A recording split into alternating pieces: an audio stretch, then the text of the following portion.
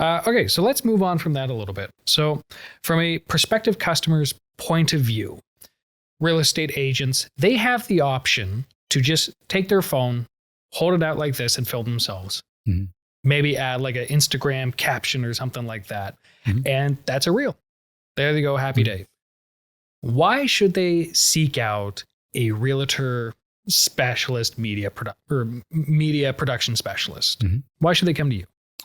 Yes. And so I guess on that point, like I would say they should do both. So, right, like you should pay a professional to help get, quality media. But it's also okay.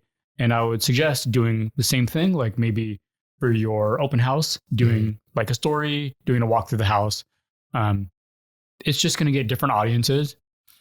So doing a story just feels more raw, and it feels more, it's obviously less produced, and it feels more like ability to get a connection, but also having quality media is going to show your prospective clients, like, hey, when the time comes to list their house or something, right? Like this agent can provide high quality media, and like they have the connections, or, they have the services that can produce stuff that's going to make my listing look good. So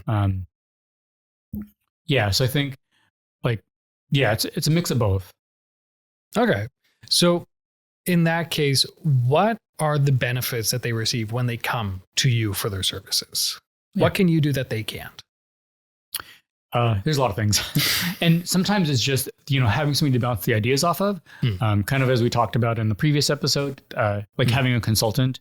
And so I've had, I worked 2 years for an agency that did marketing. I did build my own business and my own social media brand. I worked for Zillow Zillow and a company called Market Leader, which was purchased and then sold by Zillow. I worked for them for 8 years. And so, when I was a senior in high school, I did my senior project on real estate.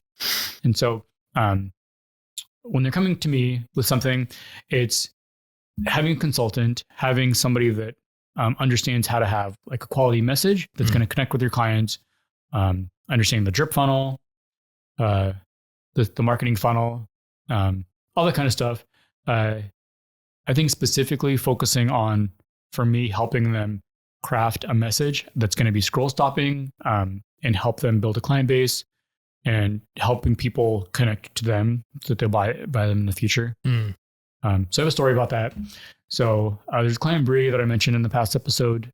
She's in Lake Stevens, and she went all out for her listing in Birch Bay, by the Birch Bay Golf Club. And so she did like the photos, she did the drone photos. She did like a 3D tour. So kind of like Matterport, but better. I have a video about that on my Instagram. It's called iGuide. And she did a video. I asked her, I was like, hey, so do you want to do a video on this one? She's like, sure. And so we got her on video, introducing the house, like with a scroll stopping hook. Video looked great. It had like the floating text, like the fancy text, 3D text on there. But I didn't learn this until later, but actually from her doing that video, like she got a lot of engagement and a lot of views from her clients, but she got like a message from one of her clients that, wanted to be like, oh, we're going to be, listing their house. Like we're going to be buying a house or selling a house soon. Like we want to use you as the agent. And so she had already built that relationship with those people, but just getting on camera and like, it might've just pushed them over the edge, or, just like gave them that extra incentive or like that extra reminder.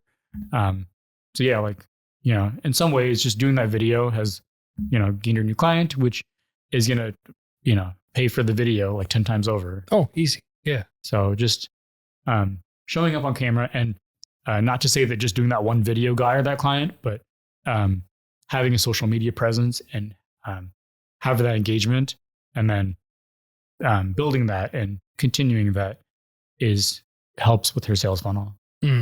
No, for sure.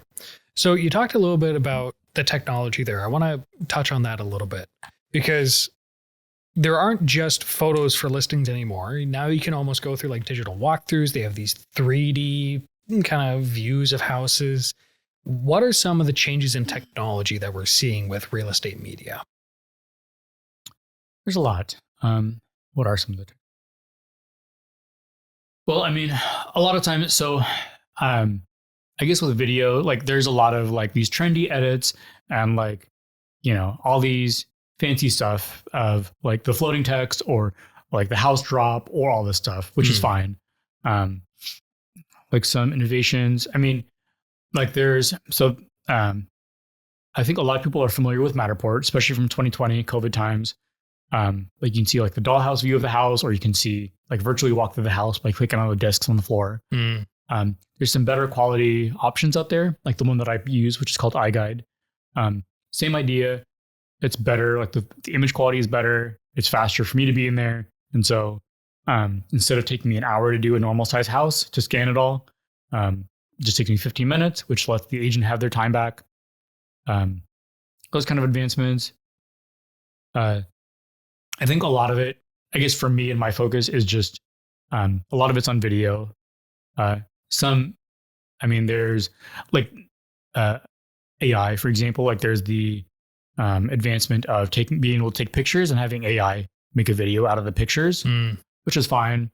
I don't think that it's, at least in my opinion, it's not worth pursuing. But I guess, yeah, a big focus recently has been on like AI. I mean, you can get AI to edit photos for you now versus, if you don't want to either edit the photos yourself or pay for a team in Vietnam or the Philippines or India or something, you can get AI to edit for you. Not sure how I've looked into that. It's, still not right for me, but no. AI image generation it's cool, but AI image editing, that's a different task. It's much more challenging. Yeah. Okay. So we got a lot of these kind of ancillary services. I was sharing with you that I had a conversation with a realtor not too long ago. I'm not sure if I actually brought up this point yet, but he was talking about how he would work with different realtor media types, and he had a problem with how much they were charging. This guy, he's careful with where with his money goes. I think I said that right. I certainly didn't though. But he always had this issue with like, oh, you want to charge me this much for drone photography and for walkthroughs. And every year I'm making less and less off of my listings because of just how my money has to go now. I could sell $1 million home and I'm only getting a couple $1,000, and you want me to spend this much more on drones? Now, for what it's worth, if someone's selling a house with a low overall value, so maybe like less than $500,000 on the West Coast, because that's a low value house out here, maybe it's not worth to get the drones and to get the 3D walkthroughs.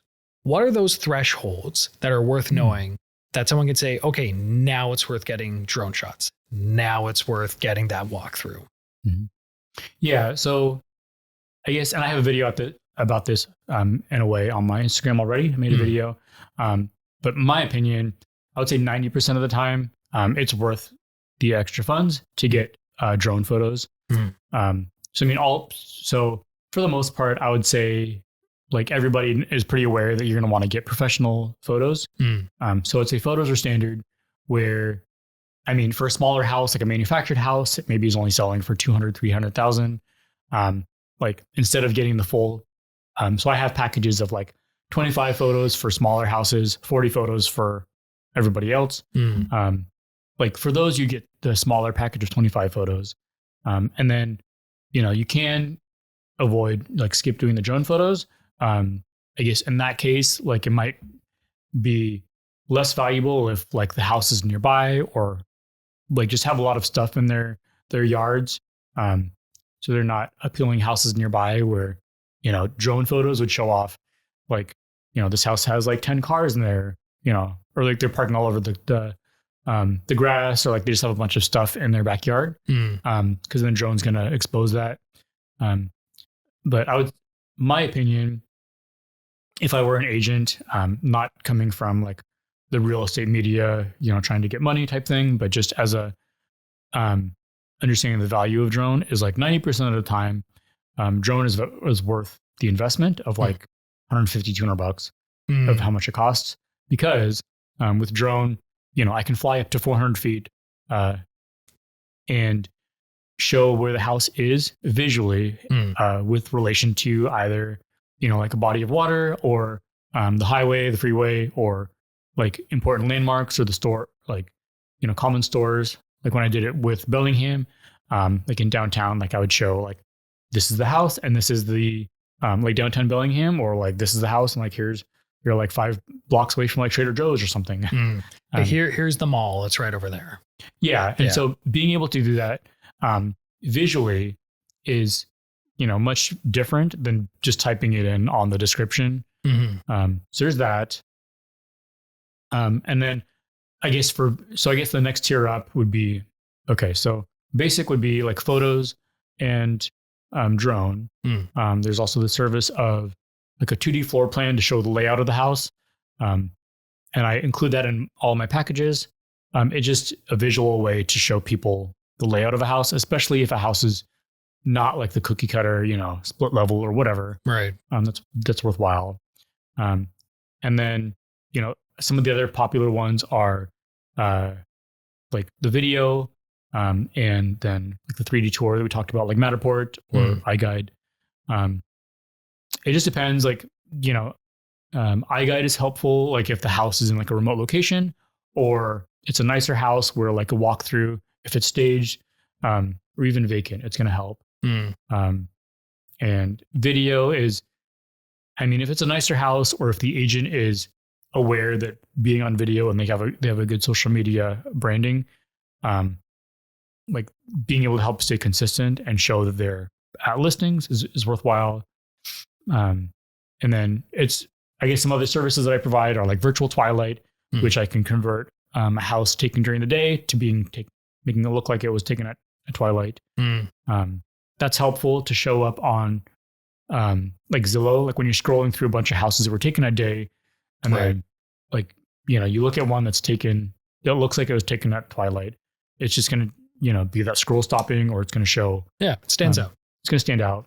And if it's a vacant property where either, the stagers are too far out, or, it's just too expensive to hire stagers, then it would be worthwhile to stage a couple rooms.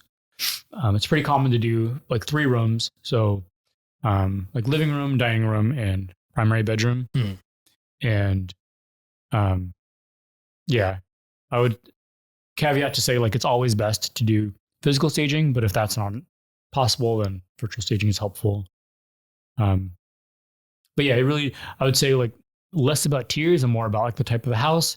And of course, photos and drone are always great.